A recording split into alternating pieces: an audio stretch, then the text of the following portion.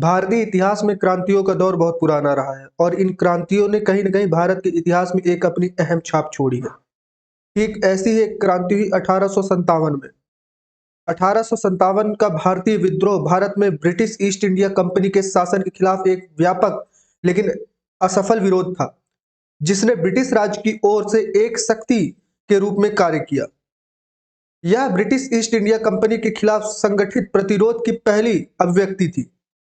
यह British east India company के सैन्य सिपाहियों के विद्रोह के रूप में शुरू हुआ, लेकिन जनता की भागीदारी ने इसे और भी बड़ा बना दिया। इस विद्रोह को कई नामों से जाना जाता है। ब्रिटिश इतिहासकारों द्वारा इसे सिपाही विद्रोह भी कहते हैं, भारतीय विद्रोह, महान विद्रोह और 1857 का विद्रोह। भारतीय विद्रोह और स्वतंत्रता का पहला युद्ध आदि नामों से इसको जाना जाता है। अंग्रेजों की विस्तारवादी नीति 1857 के विद्रोह का प्रमुख कारण बनी। बड़ी संख्या में भारतीय शासकों को और भारत के प्रमुखों को हटाया गया। रानी लक्ष्मीबाई के पुत्र को झांसी के सिंहासन पर बैठने की अनुमति नहीं दी गई थी। डलहौजी ने अपने व्यापक सिद्धांत का पालन करते हुए सतारापुर, नागपुर और झांसी जैसी कई रियासतों को अपने अधिकार में ले लिया। जैतपुर, संबलपुर और उदयपुर को भी हड़प लिया। डलहौजी द्वारा अवध को भी ब्रिटिश साम्राज्य के अधीन कर लिया गया, जिससे अभिजीत वर्ग के हजारों लोग, अधिकारी और सैनिक बेरोजगार हो गए। विद्रोह के सामाजिक और धार्मिक कारण क्या थे? कंपनी शासन के विस्तार के साथ अंग्रेज ने भारतीयों के साथ अनुमांशिक व्यवहार करना प्रारंभ कर दिया था। भारत में तेजी से फैल रही पश्चिमी सभ्यता के कारण बड़ा वर्ग चिंतित था।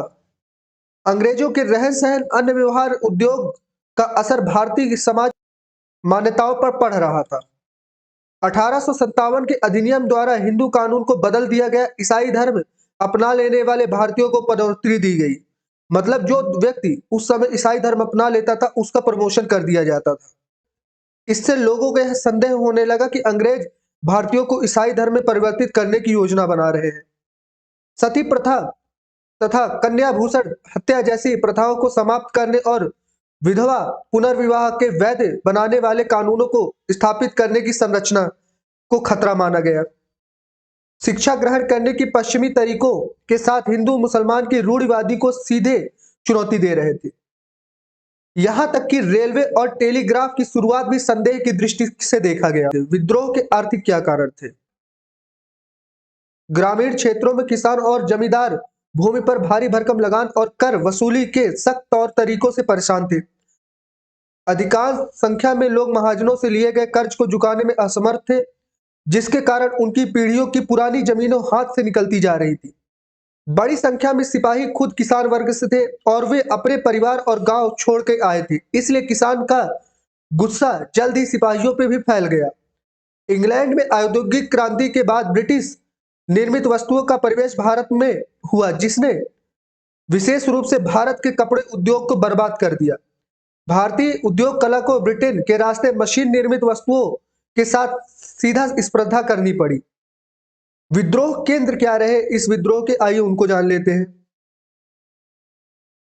विद्रोह पटना से लेकर राजस्थान की सीमाओं तक फैला था। विद्रोह के मुख्य केंद्र कानपुर, लखनऊ, बरेली, झांसी, ग्वालियर और बिहार के आगरा जिले में शामिल थे।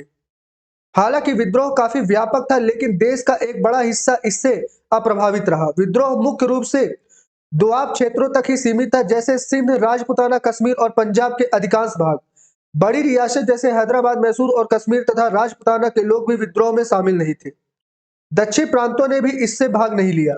विद्रोहियों में एक प्रभावी नेतृत्व का अभाव था। हालांकि नाना साहब, तात्या टोपे और रानी लक्ष्मीबाई आदि बहादुर नेता थे, लेकिन वे समग्र रूप से आंदोलन को प्रभावी नेतृत्व प्रदान नहीं कर सके।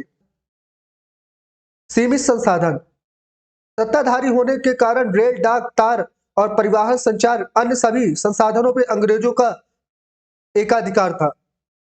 इसलिए विद्रोहियों के पास हथियार और धन की कमी थी। विद्रोह का परिणाम क्या हुआ? कंपनी शासन अंततः 1857 का महान विद्रोह आधुनिक भारत के इतिहास में एक ऐतिहासिक घटना था। यह विद्रोह भारत में ईस्ट इंडिया कंपनी के शासन के अंत का कारण बना।